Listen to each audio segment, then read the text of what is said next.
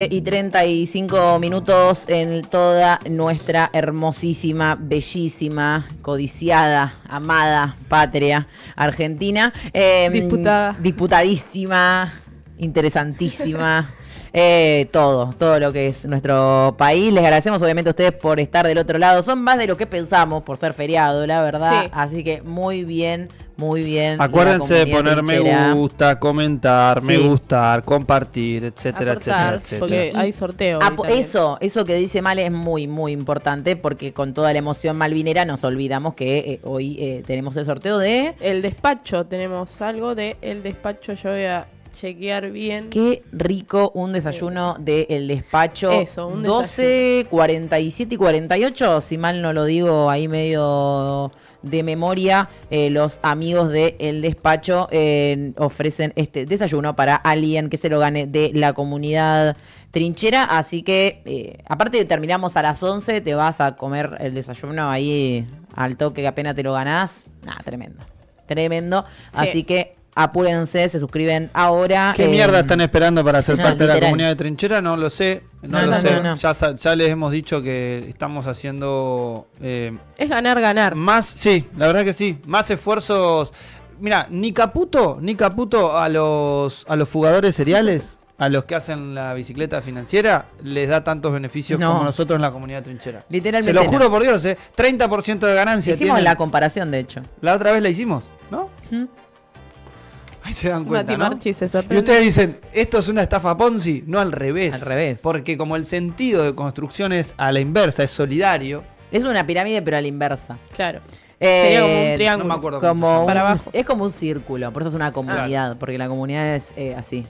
Es como un panal de abejas. Diversa, claro. Así que bueno, participen, suscríbanse y se pueden ganar esto que es un desayuno del despacho. Che, bueno, dicho esto, ahora sí nos metemos en el segundo gran tema del 2 de abril, porque algo que ha pasado en la ciudad de La Plata es que le quedaron estas dos fechas muy, muy importantes, sobrepuestas, ¿no? Sí. Por propio hecho del azar, podríamos decir, o también de la negligencia, no sé, bueno, ahora lo vamos a hablar más en profundidad. Sí. Estuvimos hablando con vecinos, vecinas que sufrieron la inundación. Cuéntenos ustedes al 221-314-6881 cómo recuerdan aquel 2 de abril del 2013, cómo los alcanzó, si los alcanzó la lluvia, en qué barrio se encontraban en ese momento. Pero bueno, trajimos varios testimonios de Sí. lo que fue aquel día, ¿no? Sí, ese día, como vos mencionabas, está en sentido para la ciudad de La Plata, incluso para Buenos Aires, porque también anteriormente, antes de que llegue a La Plata, se inundó Buenos Aires en esas fechas. Que voy a tirar un dato que no tiene nada que ver, pero me parece que estaba asumiendo el Papa como sumo pontífice en ese año, o estaba ahí cerca de serlo, nada que ver, pero bueno. También mencionar que en ese momento el gobernador era Scioli, Daniel Sí. Scioli, el Daniel intendente era Pablo Bruera. Y también se generó mucha indignación porque, bueno, La Plata es una ciudad inundable, se ha inundado un montón de veces. Por la periferia, por lo menos donde yo vivo, siempre se ha inundado, pero esa fue tremenda. A mí me llegaba al cuello, mido 1,60. Así que La se pueden imaginar. extraña ciudad planificada, digo, porque siempre se relata a La Plata como la ciudad planificada. Sí, Más o menos. el diseño de calles, las plazas cada 6 cuadras, la planificación de una ciudad Sí. arriba de un humedal, es Sí. un poco más complejo. Claro, cuando hablábamos del arroyo del pescado, se hablaba de que no se puede edificar ahí porque se crea como un ¿cómo se dice?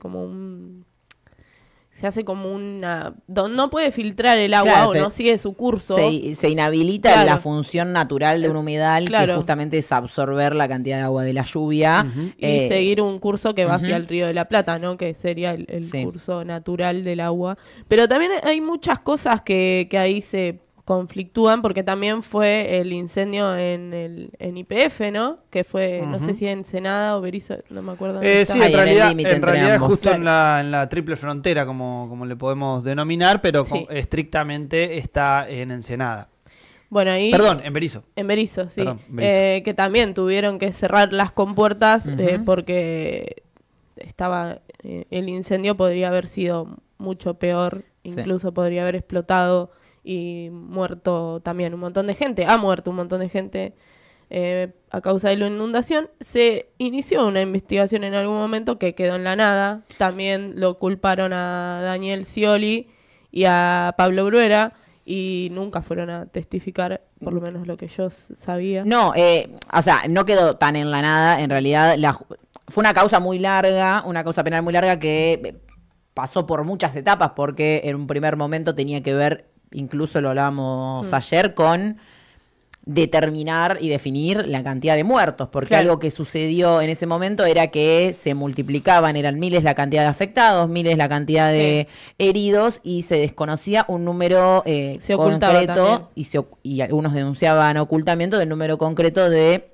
la cantidad de víctimas fatales que había habido a raíz de la inundación, porque recordemos que en localidades, en barrios como por ejemplo aquí en Tolosa y en Ringuelet y demás, Los Hornos, el agua llegaba al, como decía Male, el 1,5 metros, 2 metros, y había gente que aparecía flotando por las calles que parecían ríos directamente por el nivel de corriente que tenían por la lluvia. Bueno, esas imágenes habían llevado a que se desconozca incluso a qué nivel había alcanzado la catástrofe y la tragedia y cuántos muertos había. Bueno, la causa inicia tratando de determinar eso, termina concluyendo que el número fue de 89 muertos y fue avanzando, intentando alcanzar a quienes habían sido los responsables. El único que fue efectivamente condenado en ese momento fue el secretario de civil, no me sale el nombre de... Sí, infraestructura civil sería... sí, no es... bueno, ahora no me sale el nombre. El de civil, el responsable de civil... defensa civil. De defensa civil, ahí está, muchas gracias, pero que fue condenado a pagar una fianza y a un par de años de inhabilitación de cargos públicos, que ya pasó el tiempo. No así los responsables como el rol del Estado, ¿no? El Estado más ejecutivo, tanto local como provincial, que nunca tuvieron que dar cuenta de no solamente qué hicieron ese día y posterior, sino previamente, porque más allá de que La Plata sea una ciudad inundable porque esté arriba de un humedal y porque la atraviesan arroyos literalmente, muchísimos arroyos, hay obras, hay infraestructura que se puede crear para evitar que las consecuencias de una lluvia tan intensa como la de la madrugada del 2 de abril, que alcanzó los 400 milímetros, no sea la inundación de 2 metros. No se transforme en una inundación de 2 metros. Porque acá está el principal tema. Porque obviamente la lluvia es inevitable. El tema es qué hace el Estado para... Yo me refería a si se avanzó en la investigación de si el incendio de YPF tuvo que ver finalmente con lo que fue la inundación, porque en un momento se planteaba eso, ¿no? Se planteó que el cierre de la compuerta dentro de la planta de YPF hacía que mucha agua no ingrese hacia este lugar, con lo cual generaba como una especie de dique. Esto es un poco lo que se denunció en su momento. Lo concreto y específico es que la cantidad de agua en la cantidad de tiempo que cayó aquí en la ciudad de La Plata, y lamentablemente tenemos un hecho muy reciente en la ciudad de Bahía Blanca que grafica una similitud muy concreta. Digo, esto para los que niegan el cambio climático y demás. En Bahía Blanca no llueve, por ejemplo, como aquí, ¿no? Acá en La Plata llueve, es común la lluvia.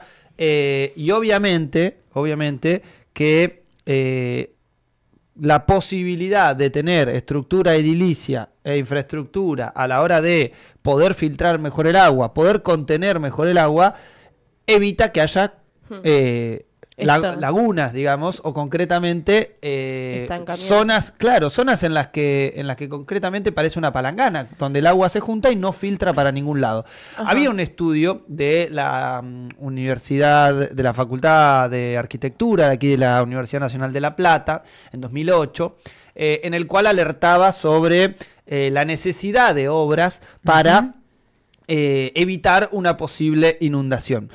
Acá hay dos cuestiones. Obviamente que hay obras que son fundamentales.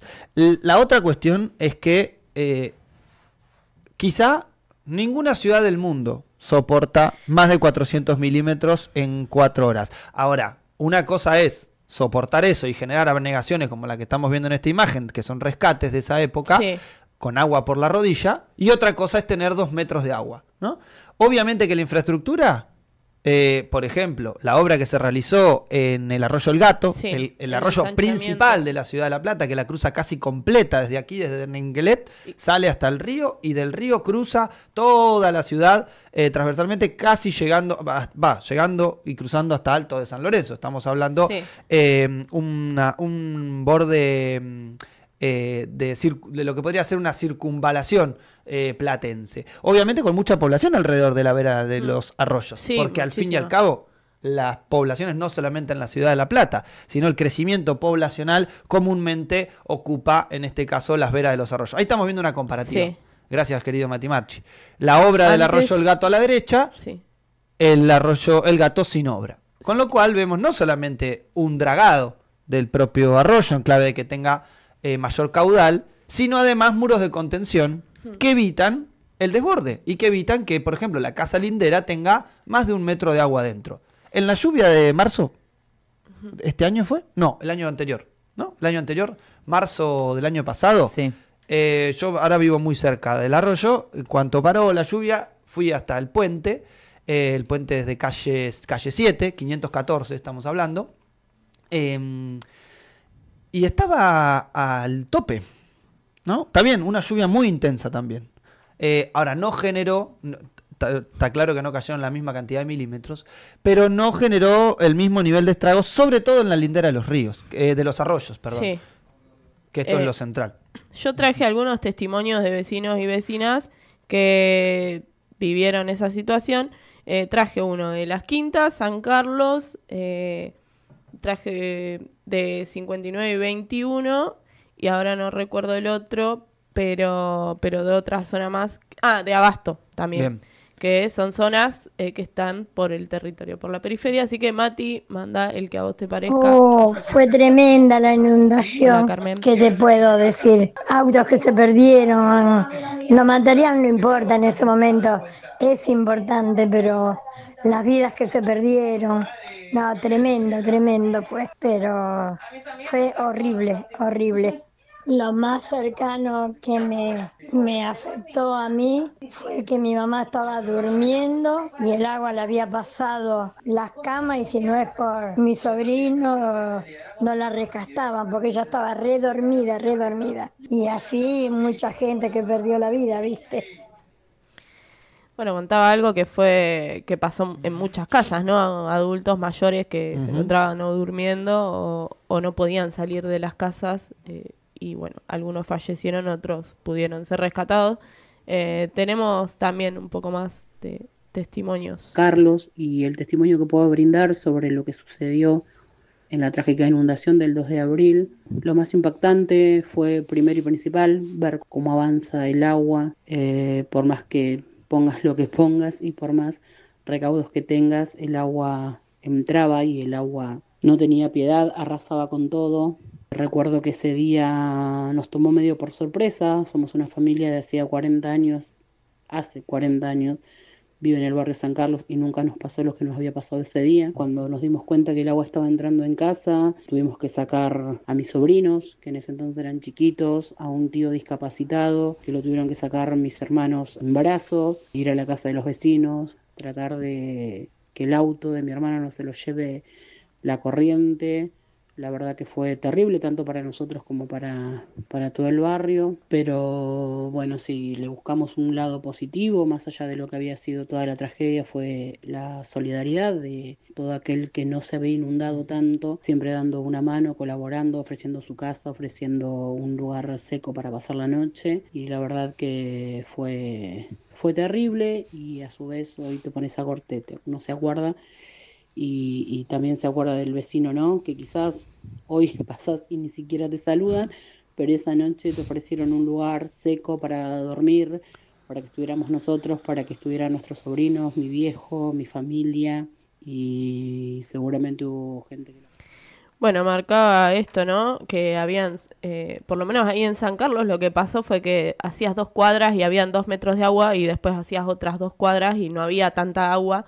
Que eso también es la particularidad que tiene La Plata, de que tiene subidas. Sí, sí, acá en Tolosa pasó exactamente lo mismo. Hay muchos vecinos que recuerdan como, por ejemplo, del lado de 7 para allá, para quienes conocen esta zona, en 524, por ahí tenían el agua a casi 2 metros, y del otro lado de 7, que ya tiene una subidita, no había agua directamente ni siquiera sobre la calle. Se generan piletones en distintos lugares de la ciudad. La zona de la Loma también tiene esto, pero hay un corredor que podríamos decir en el cuadrado perfecto de la ciudad. Podríamos decir que desde 14 más o menos hasta 22, 23 hay una zona que es baja, ¿sí? Con lo cual estamos hablando del recorrido de 72 hacia 32, estamos hablando del cuadrado perfecto de la ciudad de La Plata, con lo cual ahí sucedían estas situaciones de anegaciones muy importantes de una cuadra a la otra, con lo cual a veces uno estaba a la vuelta de su casa y la realidad es que cuando se perdió la conexión, en ese momento no solamente no andaban los teléfonos, estaba cortada la luz. No, en algunos lados, En San Carlos no cortaron la luz. ¿En ningún momento? Nosotros tuvimos que cortar la luz porque llegaba el agua a los enchufes, entonces para no quedarnos electrocutados. En algunos lugares cortamos la luz. Se cortó la luz. En hospitales incluso. Y después no había posibilidad de conexión. Hubo varios días que hubo reclamos porque no recomponían la electricidad. Pero ahí en San Carlos no pasó eso. No sé si por suerte o por desgracia, la pero situación siempre hubo. Fue desbordante y es desbordante como estamos viendo las imágenes de Bahía Blanca que pasaron. Vuelvo todo el tiempo por una cuestión de comparativa, porque la verdad que yo veía las imágenes de Bahía Blanca, no fui todavía para allá, pero lo que veía era una réplica de lo que fue la inundación acá en La Plata. Sigue toda una etapa de reconstrucción en La Plata, todo esto continuó, y hay algo que decía recién el testimonio, que hablaba un poco de la solidaridad y cómo jugó ese rol que me parece que fue central sobre todo para la emergencia en esos primeros días. Sí, hay más testimonio, Mati, si querés pasar. Me acuerdo que había pegado una buena chamba y tuve quería la experiencia de alquilarme algo. Fue la única vez así 2 años de mi vida que alquilé algo ahí. Justo estaba en 59, 21, 22. Ahí en un lugar donde todo el mundo venía de diferentes barrios, le quedaba un bondi. Y esa tarde empezó a llover tanto y no paraba. Todo al principio era como medio una risa, no entendíamos bien qué pasaba, hasta la noche que la verdad que fue terrible. En donde yo estaba hubo como 2 metros de lo que llegó el agua, 2 metros de alto, digo. Fue tremendo escuchar los gritos de la gente en la lluvia, todo oscura. Mi barrio donde yo vivía con mi familia se solía inundar, entonces yo pensaba, si yo estoy acá, que estoy dentro del casco urbano con esa cantidad de agua, ¿cómo estará mi barrio? Al otro día el panorama era apocalíptico, era autos dados vueltas uno encima de otro, era tremendo, el poste de luz clavado adentro de las puertas, autos, no, fue tremendo. En la manzana donde yo estaba se murieron 3 personas, me acuerdo. Y en mi barrio, que siempre se inundaba, esa vez no se inundó, pero bueno, fue terrible comunicarse con todos los familiares de uno para saber si estaban bien. Mi hermana vivía enfrente de un arroyo. Y como positivo fue que la gente que estaba alrededor fue muy solidaria, siempre todo. De repente parecía que éramos todos familiares, comíamos en una misma olla. ¿Querés pegar el otro audio así? Vamos. 2 de abril, esa fecha tan trágica para la ciudad de La Plata. Yo estaba en mi casa con mis hijos, ya empezó a llover con todo, llovía muchísimo, llovió mucho, muy poco tiempo. Así que agarré la camioneta o las botas, y en la camioneta siempre tenía sogas, eso, y me fui al barrio Las Rosas, lo pasé a buscar a Leo, y cuando lo pasé a buscar a Leo ya sacaba agua dentro de la casa. Digo, vamos al fondo que la gente debe estar mal. Y sí, hubo gente que la tuvimos que sacar con sogas, atándolo porque nos llevaba el agua, nos llegaba al pecho, fue increíble. Estábamos muy cansados cuando hicimos el centro evacuado, le llevamos ropa seca de nuestras casas a todos los pibes y nos fuimos a dormir. Al otro día cuando nos levantamos no había luz, nada, árboles caídos, ahí nos dimos cuenta de lo que había sido. fue terrible. Y estuvimos mucho tiempo para también reconstruir todo eso.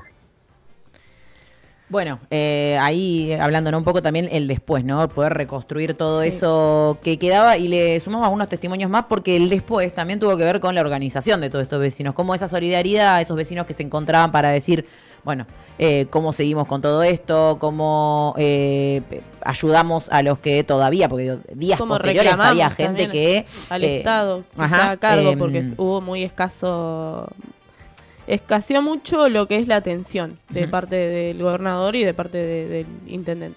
Sí, yo hablando con varios integrantes de asambleas que siguen, muchas de ellas vigentes, de hecho en el día de hoy va a haber un acto en Plaza San Martín, lo que siempre hablan es como, bueno, las primeras reuniones tenían que ver con poder sacarse la angustia, la bronca, la tristeza de lo que habían vivido, y como eso se fue transformando en organización política asamblearia para justamente poder empezar a buscar quiénes eran los responsables y a reconstruir en muchos casos algo que el Estado no hizo, que no solamente tiene que ver con la impunidad en estos 12 años que pasaron de la inundación, sino que también con ¿qué es lo que se debería estar haciendo? ¿Cuáles son esas cosas que no solamente son obras, porque no es solo obras, que algo que resaltan siempre las asambleas de inundados y también los equipos de investigación de la Universidad Nacional de La Plata y demás, que tiene que ver, por ejemplo, con el acceso a información? Saber si estoy en una zona inundable, si no lo estoy, si mi casa es parte de eso. Obviamente, eso que implicaría que muchas casas pierdan valor, por ejemplo, ¿no? Y que un barrio súper cheto y carísimo de golpe...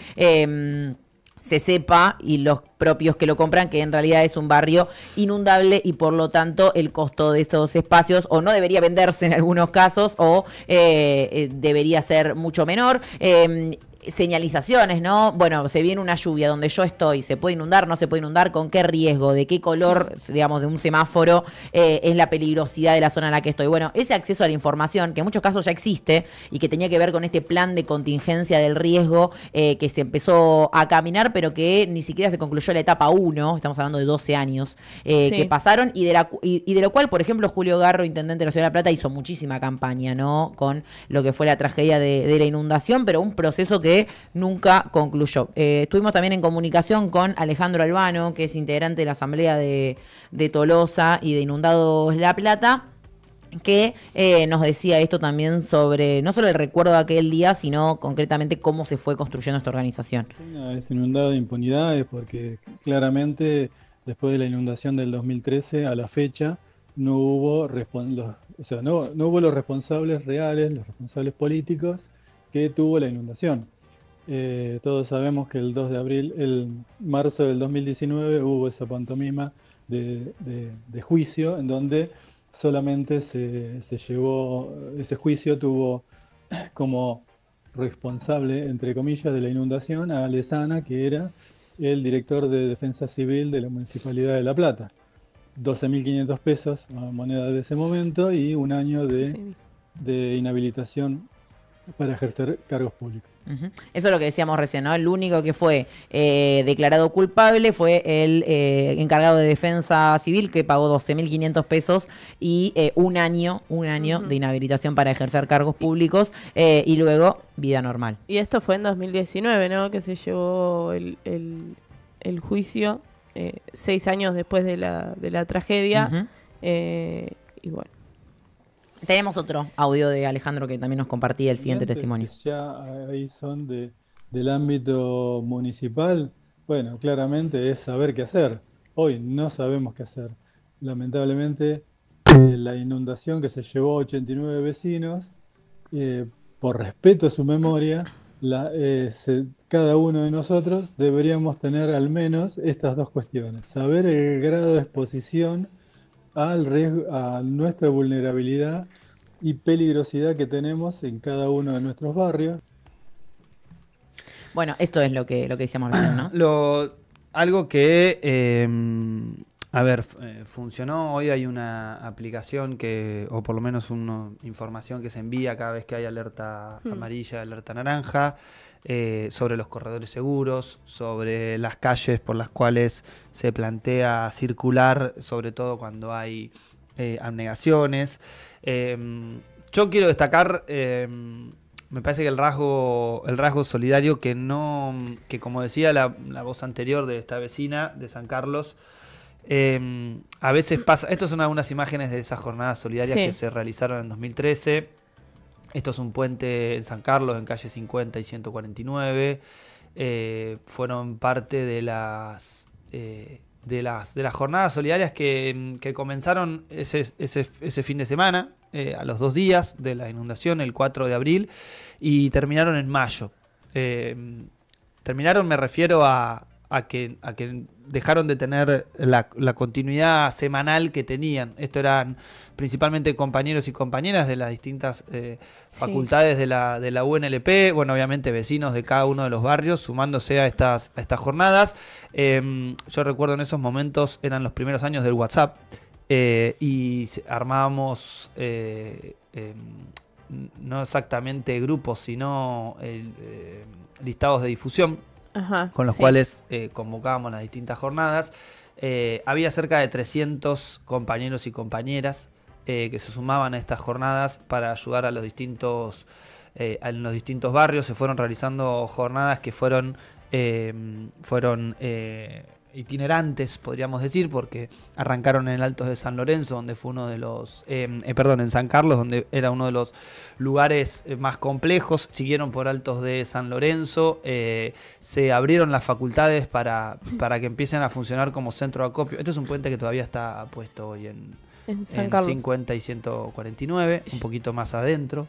Tengo ahí un recuerdo, si me permiten contarlo, que nosotros estábamos dentro de mi casa, no salimos porque el agua subía, pero ya en un momento te da miedo porque si sigue subiendo te ahogás adentro de tu propia casa. Pero tampoco se podía salir porque te podías morir afuera, era todo un momento bastante complicado. Y recuerdo que había un chico en el árbol de la vereda de mi casa que estaba ahí arriba y pasó toda la noche arriba del árbol, y me acuerdo que en un momento donde seguía lloviendo, pero ya ya no subía más que eso el agua, lo fueron a buscar en un botecito y le decían: Brian, tirate. Sí, ahí me tiro, decía él. Nunca se tiró, se terminó yendo el botecito y él se fue cuando bajó el agua, no sé, a las 7 de la mañana, por ahí. Tremendo. Bueno, tenemos la última parte del testimonio de Alejandro antes de terminar con la primera hora de Será por las Malas. La anterior gestión, la de Garro, se hizo lo que hoy está haciendo Milei a nivel nacional. ¿Qué es eso? Bueno, dejar librada a las fuerzas económicas, que es lo que querían hacer con la Ciudad de La Plata. O sea, cómo planificar, cómo desarrollar la ciudad, porque el Estado municipal se corrió de esa responsabilidad y le dejó a las fuerzas económicas hacerlo. O sea, fue un antecesor de lo que está pasando a nivel nacional de todo tipo, ¿no? O sea, las fuerzas económicas dominan, ¿sí?, la planificación. La planificación debe ser a nivel del Estado. El Estado debe decir cómo la ciudad debe crecer, cómo son los servicios. Bueno, esa planificación se debiera hacer teniendo un código de ordenamiento urbano con sentido de riesgo. Bien, ahí lo escuchamos haciendo también trayendo al presente, ¿no?, esta discusión sobre cuál es el rol del Estado y cómo no conviene nunca, para el bien del pueblo, dejar librado a el mercado, que es lo que hablábamos principalmente con el avance inmobiliario, ¿no?, en zonas inundables o en humedales, que en pos de, lotear más, de hacer más guita, se corre de foco la vida de los y las platenses en este caso. Sí.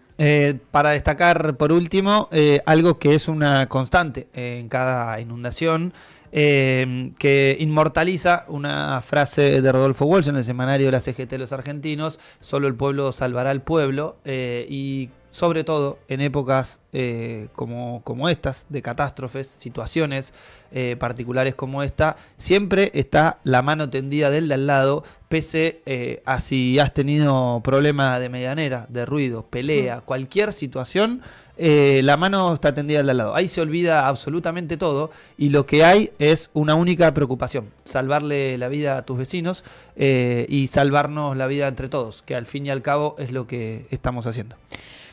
Hoy entonces, inundados de impunidad, 16 horas en Plaza San Martín. Ahí Alejandro explicaba, viste, yo ayer me equivocaba con Plaza Moreno, Sí. porque históricamente siempre fue en Era Plaza en Plaza Moreno. Moreno. Este año cambió justamente como un reclamo a el gobierno provincial y a la Municipalidad de La Plata, entendiendo que es una plaza nueva, ¿no? Y cómo se destinó recursos a la reconstrucción de ese espacio emblemático de la ciudad, hacerla allí como una muestra de que también se necesita esa inversión en otros espacios y en otras localidades y en otros sectores de la ciudad de La Plata para que deje de ser una inundación la que mate a tantas personas y a tantos platenses y platenses como sucedió aquel 2 de abril del 2003. Así que hoy a las 16 horas en 7 entre 51 y 53 convoca las asambleas de inundados y vecinos inundados de La Plata a 12 años de la trágica y el trágico recuerdo que todavía invade a